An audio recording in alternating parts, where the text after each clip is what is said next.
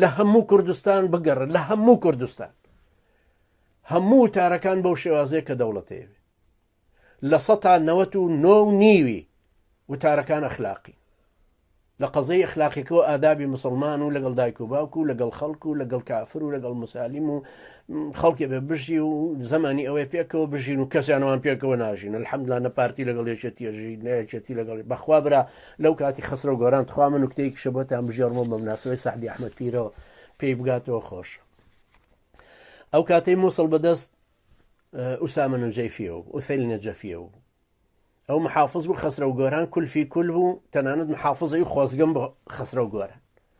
خەسرە و گۆران مەسئولی لقی پارتی بوو، گۆرانیش لە قەبی خۆیانە، گۆران هەروکو عەشرەتەکان گۆرانەوە قسەیان لەهجەیان وەکو هی ئێمە لە ناو بادینانەژین. خەسرە و گۆران نایب محافظی مووسڵ بوو. 5 کەسی ناردبووە ناو برانی ئەنسار الئیسلام بوو.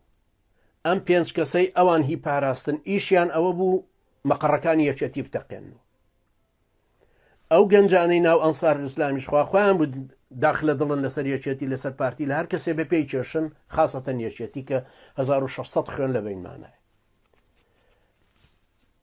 هەر مەقەڕی یەکەم هاتن خۆیان پێکێشا مەقەڕی یەکەمیان تەقانەوەی دووەمیان تەقانەوە بۆ یەکی چیان چوون سەعدی ئەحمەد پیرەی لێبوو 5 دقە پێش ئەوە سەعدی ئەحمەد پیرە ڕۆژ کە سیارەکە خۆی پیا کرد و خۆی تەقاندەوە تایە ئاوا مەقەڕەکانی یەکێتیان تەقاندەوە دوایش هەر 5 نەفەرەکە لە ناو ئەنسار الئیسلامە بە سەلامەتی هاتن و بۆ لای کار خەسرە و گۆران بەخوا قەسەم بەو خوای ئەم عەبدە بەڕوڕەشیە چێتەوە بەردەستی ئەمە ئەو واقعەیە کە بۆتانە ژێڕمەوە بۆی سەعدی ئەحمەد پیرە باش بزانێت.